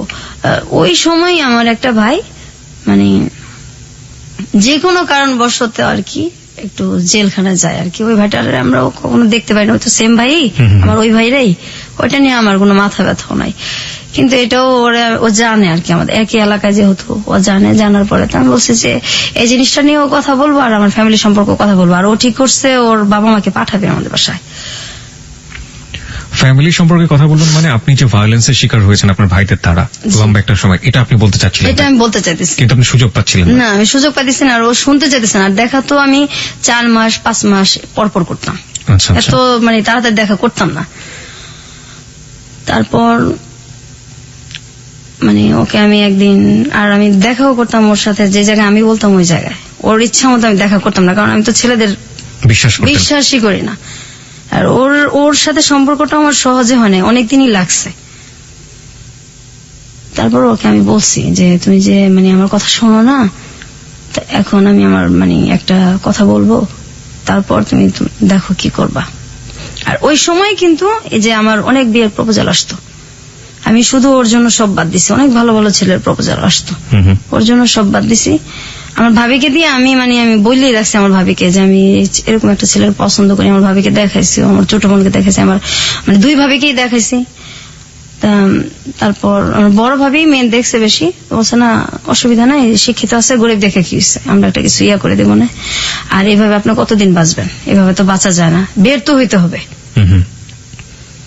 তারপর মানে ওকে আমি বলছি, বলার পরে ও হঠাৎ করে আমাকে বলতেছে যে বলছেন মানে কি আপনি আমার যে লাইফে যে আমার ভাইদের দ্বারা যে আমরা নির্যাতিত হয়েছি আর কি, এই জিনিসটাই মেন আমার বলার। নির্যাতিত শব্দটা আসলে এখানে যায় না, এর চেয়ে বড় কিছু বলা উচিত। আমরা ঠিক জানি না শব্দটা আসলে কি হবে। ওকে, আপনি রেপের ঘটনাগুলো আপনি তাকে খুলে বলেছেন, এবং আপনার সহ আপনার বোনেরও ব্যাপারটা আপনি বলেছেন। পুরো ফ্যামিলিটা সম্পর্কে আমি ওরা টাচ দিছি যে বাইরে থেকে তো তুমি দেখো এই তো বিয়ে হইলে কিন্তু আমার এটা না বললে তোমার এখনই আমি বলি যাতে আমি তো এটা কখনো না কখন বলবোই। তোমার কাছে তো এটা আমি গোপন রাখবো না, যার সাথে আমার বিয়ে হোক। তো এই হইলো। হুম। তা আমি যে ওর জন্য যে ছেলেগুলিকে মানে বিয়ে করি নাই, হুম। যখন আমার বিয়ের প্রপোজাল আসছে এটা ও জানে, এবং ও 2-1টাকে দেখছো। ওই সময় ও আমার বলতেছে, দেখো আসলে আমি তো তোমার ভালোবাসি নাই, আমি তো একটা মেয়েকে ভালোবাসতাম। ওই মেয়েটাকে ভোলার জন্য আমি তোমার সাথে সম্পর্ক করছি। এই ঘটনাগুলো জানার পর জানার সাথে সাথে আমার এই কথাটা বলছে। আমার তো পায়ের নিচের মাটি তখন নাই। তারপর আমি অনেকটা অ্যাবনর্মালের মতো হয়ে গেছিলাম। 20 দিন 15 দিন পরপর মাথা আঁচড়াতাম, একদম একা হয়ে গেছি। কোথাও কেউ নিত না, বা মনটা ফ্রেশ করার জন্য কেউ নিত না। তারপর হঠাৎ করে আমার এখন যার সাথে বিয়ে হয়েছে আর কি, এর অনেক বছর পরেই, প্রায় 5-6 বছর পরে, 7-8 বছর পরে, আমি মানে এই যে আমি কষ্টটা করলাম, আমার আব্বা আমাকে আর পড়ায়ও না, আমি তো তখন ইন্টার এক সাবজেক্ট খারাপ করে আর দেওয়া হইলো না, আর ওর সাথে এটা হইলো। তারে প্রায় 1 বছরের মতো আমি একদম চুপচাপ। আমার মানে আমি কি করব, কোথায় যাব, মানে কষ্ট আর সহ্যই করতে পারতেছিলাম না। আবার ছেলেটা এরকম করছে আমার সাথে। ও কি পরে বিয়ে করে ফেলে সঙ্গে সঙ্গে? না, আর অনেক পরে করে। আর পরে যোগাযোগ করেনি আপনার সাথে? না, কখনোই না। এবং আপনার ভাইরা যে এই আপনি যখন খুলে বললেন যে আপনার ভাইরা আপনাকে এই ধরনের আচরণ করেছে আপনার সঙ্গে, ওর এই ব্যাপার নিয়ে আর কোনো কথাই বলেনি? কোনো কথাই বলে না। ও বলছে আমি আসলে একটা মেয়েকে ভালোবাসতাম, ওকে ভুলার জন্য আমি তোমার সাথে সম্পর্ক করছি। এর পরের ঘটনাগুলো আমরা জানবো শ্রোতা যারা শুনছেন। এবং আজকে বিথির বর আমাদের সাথে উপস্থিত আছেন। বিথির বরের কাছেও আমাদের কিছু প্রশ্ন আছে, আমরা সেই প্রশ্নগুলোর উত্তর তার কাছ থেকে খোঁজার চেষ্টা করবো। তবে তার আগে সংবাদের বিরতি আছে, সংবাদের পরপরই ফিরে আসছি। খুব ছোট্ট একটা বিরতি। আর একবার মনে করে দিচ্ছি, আপনি শুনছেন hello 8920 ABC radio FM 89.2। Kibria আপনার সঙ্গে আছে, আশা করছি সাথেই থাকবেন।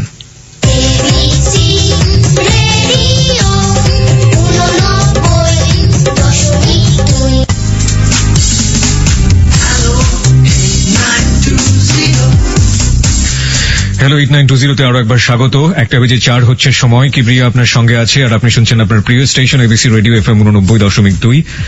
এই হ্যালো 8920 হচ্ছে আপনার গল্প বলার প্ল্যাটফর্ম, আমরা বলি এটাকে। এবং আপনি আপনার জীবনের গল্প এখানে বলতে পারেন। এখানে আমরা কোনো কাকতালি অধিভৌতিক কোনো গল্প বলি না, এবং আপনি আপনার জীবনে যেটা ঘটে গেছে সেই গল্পগুলো এখানে বলবেন। এবং সেই গল্প থেকে যারা আমাদেরকে শুনছেন, লাখো লাখো শ্রোতা, তারা বিভিন্ন শিক্ষা নিয়ে থাকেন।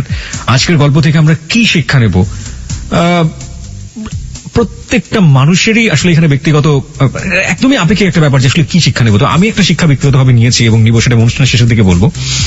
আর একইভাবে বিথি আজকে আমাদের সাথে আছেন। ছদ্মনাম বলছি, তার আসল নামটা বলা সম্ভব হচ্ছে না আমাদের পক্ষে, এবং আসল জায়গাটাও বলা সম্ভব হচ্ছে না। সে কি শিক্ষা নিয়েছে তার ছেলে মেয়েদের ক্ষেত্রে, সেটাও আমরা জিজ্ঞেস করব। আর এই ফাঁকে আপনাকে আরেকবার একটু মনে করিয়ে দিতে চাই, আমাদের অনুষ্ঠানে আপনি অংশগ্রহণ করতে পারেন। 24 ঘন্টা একটি নাম্বার খোলা রয়েছে আপনার জন্য, 91156668। আবারও বলছি 91156668। এই নম্বরে ফোন করে আপনি আপনার নাম এবং আপনি আপনার সেল নাম্বারটি ধীরে স্পষ্ট করে দিয়ে আপনি যা বলতে চান বলবেন। যে কোনো ধরনের প্রতিক্রিয়া হতে পারে, যে কোনো ধরনের কথা হতে পারে, কিংবা আপনি যদি এখানে অতিথি হয়ে আসতে চান, কি গল্প বলতে চান আপনার জীবনে, সেটা বলতে পারেন এবং আপনার সাথে আমরা যোগাযোগ করবো। হতে পারে আগামী সপ্তাহে আপনি এখানে আমাদের অতিথি হয়ে আসবেন। এছাড়া ফেসবুকে আমাদের অতিথিদের সাথে যোগাযোগ করতে, অতিথিদের যে কোনো ধরনের সাহায্য করতে, অতিথি প্রোগ্রাম সম্পর্কে অনুভূতি জানাতে, যে কোনো মন্তব্য করতে, আপনি ফেসবুকে একটি পেজ রয়েছে হ্যালো 8920, সেটাতে আপনি যোগ দিতে পারেন। আপনাকে যেভাবে খোঁজ করতে হবে RJ Kibria, RJ space KEBRIA, not KIB, ঠিক আছে? RJ স্পেস KEBRIA, ওখানে আপনি জয়েন করতে পারেন এবং আপনার যা প্রতিক্রিয়া আছে আপনি সেটা জানাতে পারেন। এখন পর্যন্ত আমরা যেসব প্রতিক্রিয়া পেয়েছি, মানে হঠাৎ করে যদি বলা হয় যে পৃথিবীটা ধ্বংস হয়ে গিয়েছে, এবং তারপরও মানুষ অবাক হবে না, এত বেশি অবাক হচ্ছে। এবং আমিও ঠিক এতটাই অবাক হয়েছিলাম যখন আমি বিথিকে ফোন করেছিলাম, বলেছিলাম যে আপনি আসলে কি বলতে চেয়েছিলেন, আপনি একটু বলেন। আমি স্পিচলেস, যেটাকে বলে, আসলে বাকরুদ্ধ হয়ে গিয়েছিলাম। আমরা ঘটনার এখনো শেষের দিকে না, আমরা একটু সামনের দিকে এগোতে চাই। বিথি, সেই ছেলেটা তো আপনার জীবন থেকে চলে গেল, তার 4-5 বছর পরে আপনি বিয়ে করলেন। যাকে বিয়ে করলেন সে আমাদের সাথে রয়েছে এই মুহূর্তে, আপনার বর। এটাও কি আপনার লাভ ম্যারেজ ছিল? না। এই বিয়েটা হলো কিভাবে? বিয়েটা হলো যে আমাদের মানে ও হচ্ছে আমার দুঃসম্পর্কের আর কি এক আত্মীয়র ছেলে, এক দুঃসম্পর্কের এক খালার ছেলে আর কি। তো আমরা যখন ওদের সাথে আমাদের কোনো সম্পর্কই নাই, আচ্ছা আমরা যখন খুব ছোট 5-এ 6-এ পড়ি, তখন সম্ভবত ওদের বাড়িতে আর কি সম্ভবত না একবার গেছি আমি আর আমার মানে বড় ভাইয়ের মেয়ে। তখন আমার বড় ভাই তো খুব ছোটবেলা বিয়ে করে ফেলছিল, ওটা বলা হয় নাই। তো ওর মেয়েটা আর আমাদের কিন্তু মানে বয়সের বেশি পার্থক্য না। আচ্ছা তারপর যাই হোক ওই ভাস্তিটা আর আমার ভাস্তিটা তখন খুব ছোট, মানে ওর কোলেই নেই এরকম আর কি। ওরা নিয়ে গেছি, যাওয়ার পর তো ওই সময় ও সম্ভবত 9-এ পড়ে, 9-এ কি 8-এ পড়ে। ওই সময় গেছি, যার পর এই আর কখনো যাওয়া আসা দেখা সাক্ষাৎ হয়নি? না, ওরাও কখনো আসে নাই, আমরাও কখনো যাই নাই। তো ও নাকি ওই সময় দেখে আমাকে ভাল লাগছে, ওই 9-এ পড়া অবস্থায় আর কি, ওইটা সে মনে রাখছে আর কি। তো এর মধ্যে হয় কি, আমি মানে আমাদের গ্রামে যাই একদিন বেড়াতে, যাওয়ার পর আমার যে মানে চাচাতো মামা, ওটা সম্পর্কে ওরও মামা হয়। তো ওই মামা আমাকে আর কি বলতেছে যে তোমাকে মুখ আর কি আত্মীয়র ওই মানে ওর পরিচয়টা দিছে। আমি তো চিনি না, কারণ আমি ছোটবেলা একবার গেছি। জি তারপর সে তো আমাকে খুঁজে কেন, সে কি জানি এমনি জিজ্ঞাসা করলো। আমার মাথায় তার কিছু আসে নাই, কারণ আমি তো তারে চিনিই না, ছোটবেলা একবার দেখছি, ওটা তার মনেই নাই। তারপর হঠাৎ করে একদিন আর কি উনি ফোন দেয় আমারে যে আপনার নাম কি? হ্যাঁ আমার নাম এই। ওর আমার নাম বলার পরে আমি চিনতে পারি যে আপনার সাথে আমার কিছু কথা আছে। যে বলেন। না আমি তো কথা আসলে ফোনে বলবো না, আপনার সাথে আমি দেখা করবো। আমি দেখতে এত খারাপ, আপনি আমার সম্পর্কে ভাই হন তো এমনি থাক না, কারণ আমি তো আপন ভাই দিয়ে ঘৃণা করি, আর কিসের খালাতো ভাই কিসের কি ভাই শব্দই আমার কাছে নাই, তো আপনি আমার সাথে কেন দেখা করবেন? সে একটু কাজ আছে আমার, আমি দেখা করবো না আর কি। তারপর অনেকদিন আমাকে মানে অনেকদিন ফোন করছে, প্রায় 2 মাসে ফোন করার পরে, খুব রিকোয়েস্ট করার পরে তারপর আমি ঠিক আছে আমি দেখা করবো আপনার সাথে। তারপর আমি দেখা করছি, করার পর উনি বলছে যে আমি আসলে আপনাকে তো সেই ছোটবেলা দেখছি, তো আমি তখন থেকে ঠিক করে রাখছি আমি বিয়ে করলে আপনাকে করবো। বলছে না আমাদের ভাই বিয়ে করা যাবে না, আমি বিয়েটা করবো না, কারণ বিয়ের শব্দটাও ঘৃণা করি। ছোটবেলা ওই যে আমার একবার বিয়ের ইয়েটা হয়েছে, তারপর থেকে বিয়ের শব্দটাও ঘৃণা করি, আর আমি এগুলির মধ্যে নাই, আর বিয়েটা করবো না। আর আমার আব্বা তো মানে বিয়ের টাকা খরচ হবে, বিয়ের মধ্যেও নাই, আর আমার তো তখন মানে বিয়ের না, আমার তখন আমি কাঁদতেছি যে আমি পড়বো, পড়াশোনা করবো। হ্যাঁ আমার যে পড়া গ্যাপ গেছে, আমার যে একটু বয়সটা বাড়ছে, ওইটা আমার কিচ্ছু যায় আসে না, লজ্জাও লাগে না। আমি মেন হলে আমি পড়বো, তখন আমি পড়ার জন্য কাঁদতেছি যে কেউ যদি আমার সাহায্য করে তখন আমি পড়বো। তেমন যে আপনি যদি পড়তে চান তা ঠিক আছে আমি পড়াবো, কিন্তু আমি আপনাকে বিয়ে করবো। ঠিক আছে আপনি বিয়ে করবেন, আমি তো বিয়েটা করবো না, এরকম কথাটা তো বলে চলে আসি, আর কথা হয় না। তো উনি আমার অনেকদিন ফোন দেয়, ফোন দিতে থাকে। এক পর্যায়ে আমি আমার ফোনটা মানে সিমটা আমি চেঞ্জ করে ফেলি। আমার ওই মামা তো আমার মানে আমার গ্রামে আমার ওই মামা আমার ফোন নাম্বার গুলি তো সবসময় নিত, ওনার সাথে আমার সবসময় কথা হতো। ওনার আমি বলছি যে আপনি ওনাকে কিন্তু কখনো আমার নাম্বারটা দিবেন না। জি তখন আমার ওই মামা ওরে কি করে, আমার মামার আবার ও খুব ইয়ে করে বলে বোঝায়, তারপর ফোন নাম্বারটা দেওয়ার পরে ও বলতেছে, খুব কান্নাকাটি করছে, আপনি ফোন চেঞ্জ মানে সিমটা চেঞ্জ করলেন, আমার তো আপনার সাথে কথা ছিল, আপনি এরকম করেন না। পরে আমি দেখেন আমি বিয়ে করবো না। অনেক রিকোয়েস্টের পরে তখন আমি বলছি যে আমি এরকম একটা মেয়ে, আমি আপনার বিয়ের যোগ্য না। তো বলছে আমি আপনার যোগ্য না, কারণ আমাদের দিক থেকে আর্থিক অবস্থায় ওরা মোটামুটি একটু কম আর কি, আর আমি যে ধরনের ছেলে পছন্দ করি আপনি সেটার মধ্যেও পড়েন না, আমি বিয়ে করবো না। আমি বিয়ে যদি করি আমার যেমন পছন্দ এমন করবো না, আমি করবো না। আবার এদিক দিয়ে মানে খুব চিন্তা করতেছি যে যদি সে আমার সত্যি পছন্দই করে, বিয়ে করতেই চায়, তাহলে আমার এটা শোনার পরে যদি সে ভাল লাগে তাহলে আমি চিন্তা করে দেখবো। আচ্ছা কারণ আমিও এইভাবে আর বাঁচতে পারতেছিলাম না, আমার আর এইভাবে বাঁচা সম্ভব না। আমি এর মাঝে একবার এন্ডিল 2 বার মুখে নিয়ে আমি ফালাই দিছি, একবার ছোটবেলা আবার বড় হইয়া আত্মহত্যা করতে গিয়েছিলেন। তারপর আমি মাঝখানে আমি কিন্তু নেশাও করতাম, এটাও আমার বলা হয় নাই। আচ্ছা কি নিতেন আপনি? আমি ফেন্সিডিল খাইতাম, আমার এক বান্ধবীর সাথে প্যাথেডিনও নিতাম। প্যাথেডিন পেতেন কোথায়? আমার ওই বান্ধবী নিয়ে আসতো। এগুলো নিতেন কেন? ভাল লাগতো না, বাসায় ভাল লাগতো না থাকতে। আচ্ছা ও বলতো যে এগুলি খাইলে কষ্ট ভোলা যায়, তো ওর সাথে এটা আমার বলা হয় না, কথা প্রসঙ্গে আমি বলতেও চাই না এই জিনিসটা এখন। ঠিক আছে, পরিষ্কার হোক, সবকিছু পরিষ্কার হোক। হ্যাঁ তারপর আমি যে এই যে বান্ধবীর সাথে যখন ঘুরতে যেতাম, আমি তো চাইতাম না আমার বাসায় আসতাম, আমার ইচ্ছা করতাম রাস্তায় পড়ে থাকি। আমার বাসাটা আমার দোজকের চেয়েও খারাপ লাগতো, রাস্তায় পড়ে থাকি, আমার বাসায় ভালো লাগতো না। তো এই জিনিসগুলি আমি ওনার সব বলছি ফোনেই, এবং আপনি এই যে রেপের কাহিনী সব বলছি ওনাকে। আমি আমার কিচ্ছু বাকি রাখি আর কি, আমার ফ্যামিলির, আমার যে একটা প্রেম করছি, সব বলছি। বলার পরে উনি হাসছে, বিশ্বাস করে নাই। বলছে না এগুলি কি মানে তুমি হয় না। আমাকে বিয়ে করতে চাও না সেজন্য এগুলো হ্যাঁ, বলছো? তুমি আসলে রাজি না তো, এর জন্য এরকম করো, তোমার এগুলি কিছু আমার যায় আসে না, আমি তোমার বিয়ে করবো। পরে বলছি না এগুলি সব সত্যি। তারপর যখন আমি খুব কান্নাকাটি করছি তখন উনি আর কি বিশ্বাস করছে এক পর্যায়ে। করার পরে বলছে যে এগুলি আমার কোনো কিছু যায় আসে না, আমার তোমার ভালো লাগছে, আমি বিয়ে করবো, বাস করবো। তা আমার বাড়ির কেউ রাজি না। আমি বাসায় এটা জানাইছি ব্যাপারটা, আমার বাসায় কেউ রাজি না। আমার ভাবি, দুই ভাবি তো আমার মানে আমার মায়ের ভালোবাসা আমার দুই ভাবির কাছ থেকে আমরা পাইছি। আচ্ছা। মা বলতে আমার ওই দুই ভাবি। অনেকে যদি রাগারাগিও করি, মানুষ তো বাবা মাকে এটা মানে বাবা মায়ের সাথে বুঝায়। জি।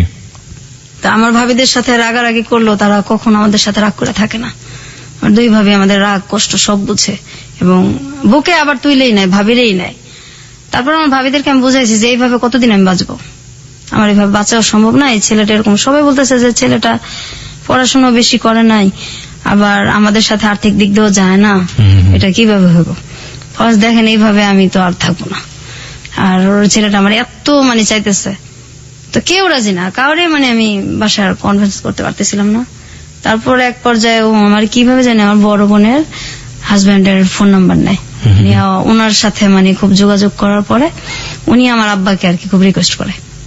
উনি ওর সাথে দেখা করছে, কথা বলছে যে ছেলেটা যেমনই হোক, ছেলেটা ভালো, আপনি দিয়ে দেন, বিয়ে দিয়ে দেন। আর এদিকে আমিও আমার মানে বাসায় বলছি। তারপরে এক পর্যায়ে বিয়েটা হয়। তো বিয়ে হওয়ার পরেও মানে আমি ওদের বাসায় অনেক কষ্টে ছিলাম, এখন তো একটু আলাদা হয়েছি। ওর মা আর বোনের, ওর বাবা নাই। আচ্ছা, আমি এই প্রসঙ্গে আসতে চাই। আমি একটু আপনার বরের কাছে যেতে চাই। আপনি অনেকক্ষণ ধরে বসে শুনছেন এবং মাঝে মাঝে চোখ মুছছিলেন আপনার ওয়াইফ যখন কাঁদছিল। আপনি যে এই যে ওর ব্যাপারগুলো জানলেন এবং জানার পরেও আপনি ওকে বিয়ে করেছেন, সাধারণত এরকম হয় না। যেমন যাকে সে 2 বছর ধরে লাভ করেছে এবং সেই ছেলেটাও জীবন থেকে চলে গেছে এটা শোনার পরে, এবং কোনো প্রশ্নও করে নাই যে আসলে কি, জাস্ট কেটে পড়ার জন্য সে বলেছে অন্য একটা ছেলেকে মেয়ে লাভ করেছে। তো আপনি কেন তাকে বিয়ে করলেন? আমি করলাম তার কারণ হচ্ছে আমি আসলে তাকে ভালোবাসি। ছোটবেলা থেকে দেখছিলাম একবার, তারপর থেকে আমার মনের মধ্যে ওর জন্য একটা জায়গায় তৈরি হয়েছে।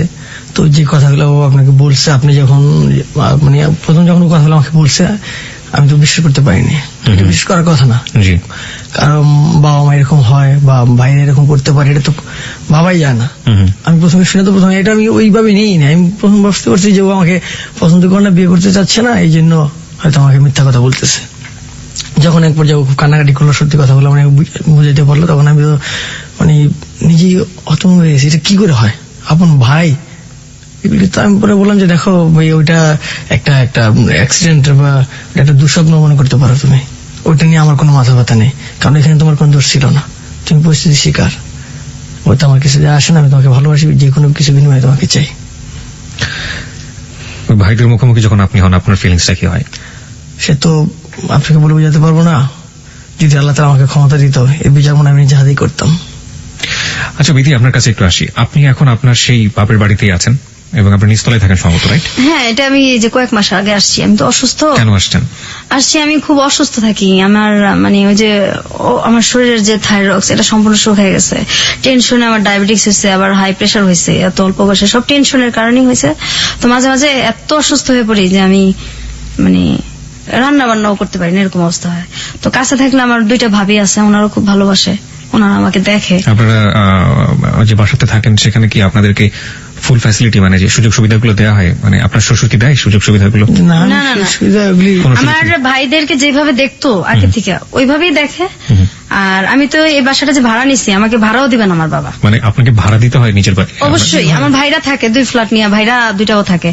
তারা কারেন্টের বিলও দেয় না বা ভাড়া তো প্রশ্নই আসে না, যেখানে বিলটাই তাদের কাছ থেকে নেওয়া হয় না। কিন্তু আমার কাছ থেকে সবই নেওয়া হয়। এবং আমি যে ভাড়াটা নিচ্ছি এটা অনেক রিকোয়েস্ট করে নিচ্ছি। আমার আব্বা আমাকে ভাড়াও দিবে না, আমি খুব রিকোয়েস্ট করে, খুব কান্নাকাটি করে তারপর ভাড়াটা নিচ্ছি, আমাকে দিবে না এখানে ভাড়া। আর আমার ভাইরা তো বলছে অনেক আগে যে মানে আমি একদিন বলছিলাম যে ওদেরকে দিলে আমাদেরকে দিবেন না, এখন তো আমরা বড় হয়েছি, এত কষ্ট এখনো দেন, আপনিও তো একসময় মারা যাবেন। আমার ভাইরা বলছে যে এই চোখ 2টা উঠায় ফেলবো আর তাই না ছাদের মধ্যে রোদ্রে দিয়ে রাখবো। এই বাসার তুই কে? কোনো কথা বলতে পারবি না এই বাসায়। আর এই বাসার তোরে আর মানে আর আমার ছোট মোটারে কিছু দেওয়া হবো না। কি তোরা কে এই বাসার? আমার আব্বার সামনেই বলছে। আরে আমার আব্বার সামনে এটা তো নতুন কিছু না, আগে থেকে তো এর চেয়ে অনেক কিছুই হয়েছে। আপনি এখন আগের চেয়ে অনেক স্বাবলম্বী বলতে পারি, কারণ আপনার হাজবেন্ড আছে যে সবকিছু জানে, আপনাকে লাভ করে, আপনার হাজবেন্ড রোজগার করে, তার রোজগারের পাশে আপনাদের সংসার চলে, সুতরাং আপনি আপনার বাবার উপর ডিপেন্ডেন্ট না। অবশ্যই। এখন যদি আপনাকে বলা হয় যে আপনি আইনের দ্বারস্থ হন এবং আইনের দ্বারস্থ হয়ে আপনার যে অধিকার সেটা আপনি আদায় করে নেন, আপনি সেটা করবেন? না, আমি করতে পারবো না, কারণ তাহলে আমার যে ভাইরা এই সমস্ত কাজগুলি করছে তারা মোটামুটি ভালো ফর্মে আছে, তো আমার হাজবেন্ডকে হয় মারে ফেলবে, না হয় আমাকে মারে ফেলবে, আমি থাকতে পারবো না, বাঁচতেও পারবো না। এবং আমি যে এখানে আসছি এটা যদি জানাজানি হয় তাহলে যে আমার কি হবে আমি চিন্তাই করতে পারি না। এই রিস্কটা আপনি কেন নিলেন? আপনি কেন এত বড় জানার পরেও আপনি কেন রেডিওতে এসে লাখ লাখ মানুষের সামনে আপনি আপনার জীবনের কাহিনী বললেন? আমি মেন আসছি আমার ছোট বোনটার জন্য, যে আসলে একসাথে বড় হয়েছি, ওর কথাগুলি রেজিস্টার না আনলে আমারটাও চলে আসে, এই কারণে হয়তো আমারগুলিও বলা হয়ে গেছে।